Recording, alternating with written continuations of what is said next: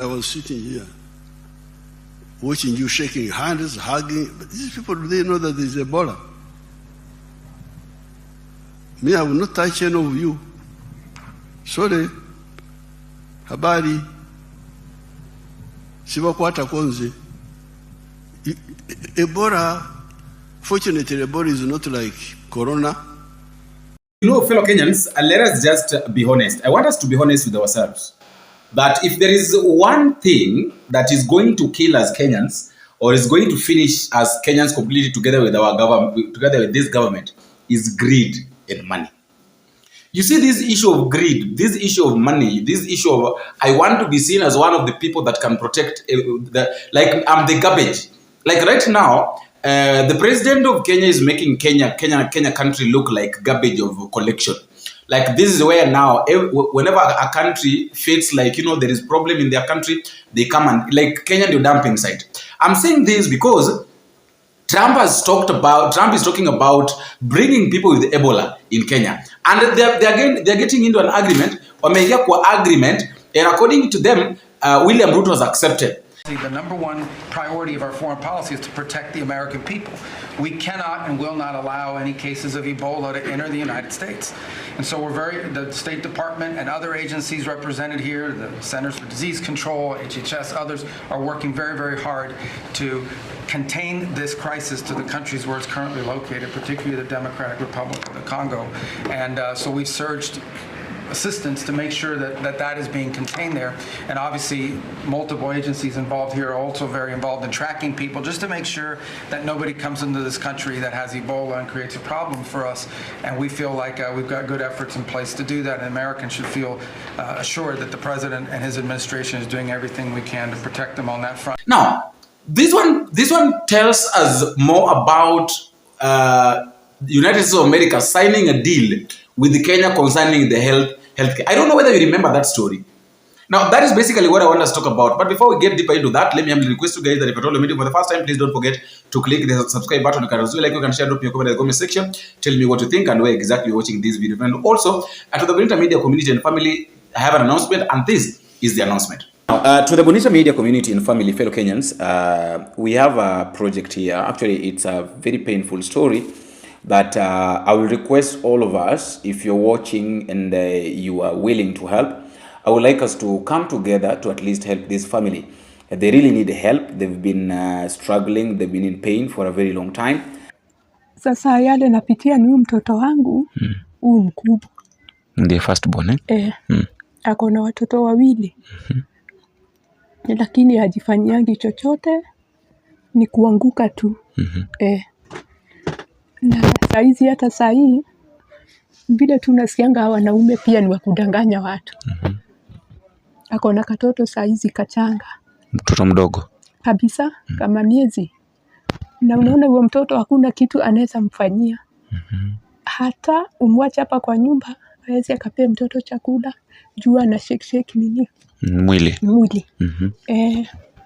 Utamuona na wako na malama, unaweza sema ni pombe anakunywanga na si pombe. Ni kuumia huyu mkubwa sasa mama mtoto.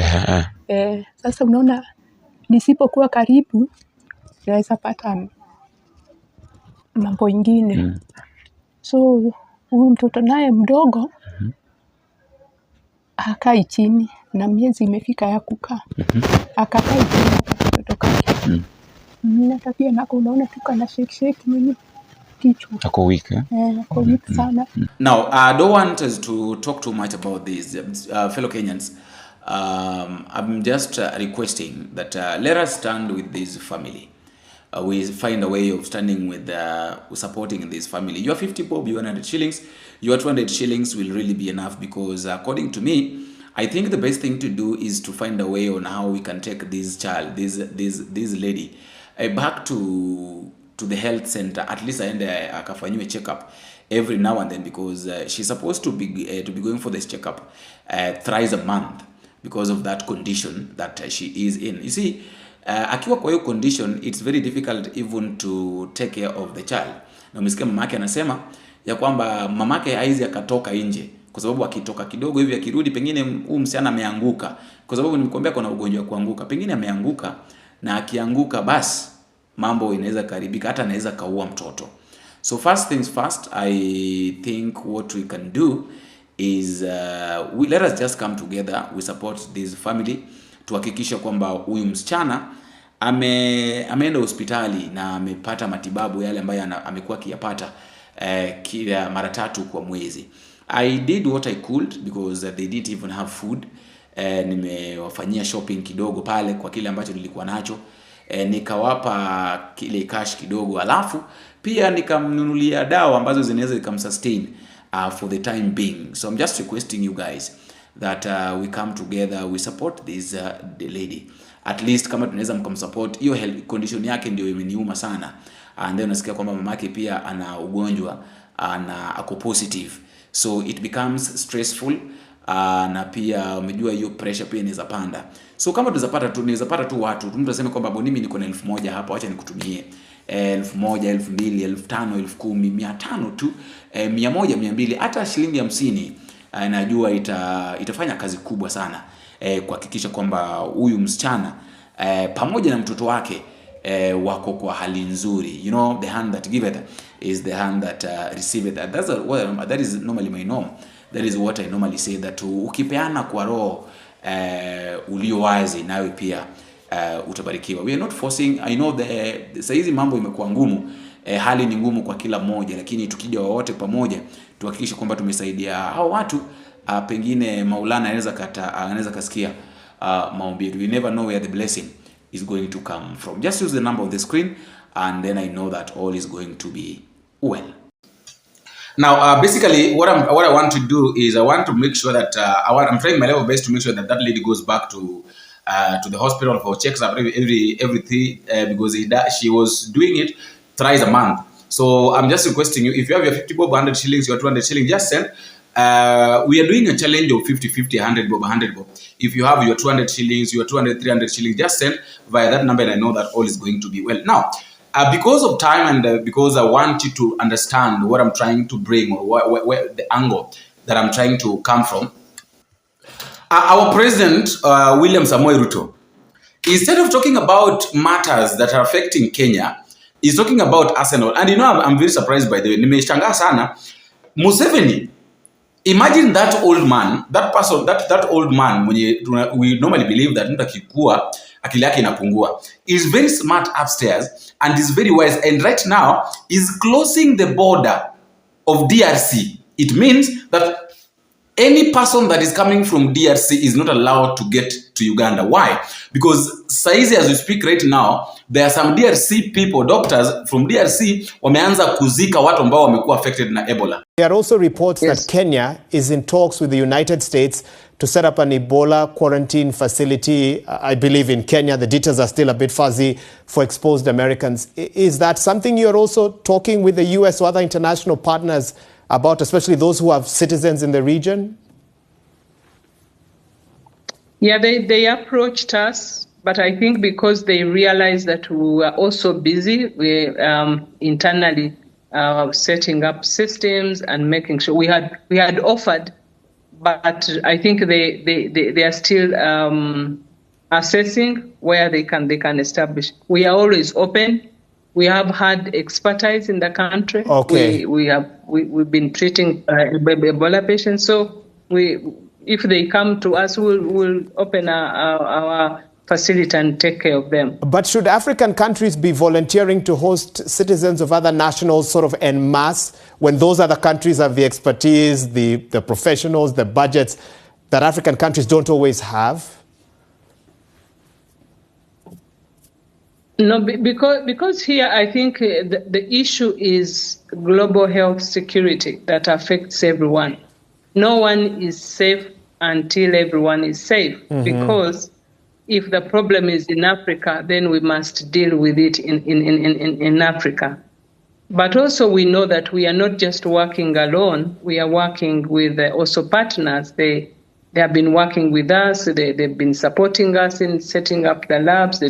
So I don't think there is a problem of working with them when they have a challenge, especially they are nationals that are exposed in Africa. Okay, thank you. No problem with that. Thank you very much. We're going to have to leave it there. Thank you so much. So you see, Hawa ni madaktari ambao hawa ni watu wa DRC. Museveni mwenyewe amefunga border ya Uganda na DRC. William Ruto anafungua border. It means that watu ambao wanataka kwenda US, first of all they must be tested in Kenya. Kama wako affected na Ebola ama hapana. Kama wako sawa ndio wanaenda.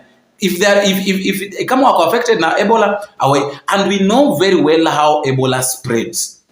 So I really don't know whether this one is just another story that is being orchestrated, or I really don't understand. But one thing is clear. Why is it that our president is so much greedy? Why is it that our president always wants to prove a point that, you know, I'm the person, I can protect you all? Can you protect everybody? And then unaongea kuhusu ati uende waambie Museveni, wakati ambapo Museveni is working so hard to make sure that there is nobody with Ebola who is getting access to Uganda from DRC, wewe unatumana uende waambiwe ya kwamba asione vibaya kwamba watu ati wewe watu wa Kenya walisherehekea Arsenal kushinda. Kwani hiyo kikombe ilishindwa Kenya? Now, and to our delegation from Uganda, please explain to our father, President Museveni, about the Arsenal incident. I saw there was he was a bit unhappy about our behavior here. 3, 4, 5.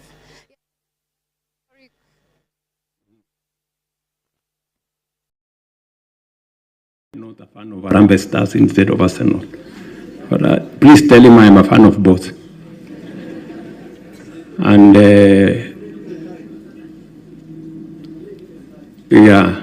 somebody is telling me they play at different times and they win differently. So please explain to Mzee about this Arsenal incident. It was just excitement. You know, after waiting for 22 years, there is reason to celebrate, Ama. Yes, so please. And, you know, I saw somebody send me, another friend of mine, he sent me a poster of me thinking. And the thinking that was going on in my head, according to him, was, is there any way of taxing these Arsenal fans?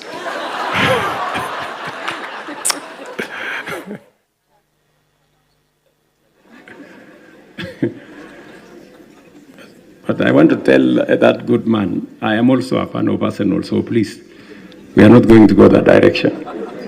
Kwani ni Wakenya ndio walishinda kikombe? We have a lot of matters that are affecting us as Kenyans. But you as the president, instead of addressing those, hii issue na breakfast, prayers breakfast, it is not bad to organize prayers. But then at what point? When you are organizing prayers breakfast, kuna watoto ambao wamekufa. Wazazi wao hata wengine hawajui kama watoto wao wamekufa kule Gilgil. You don't care about that. You don't say anything about that.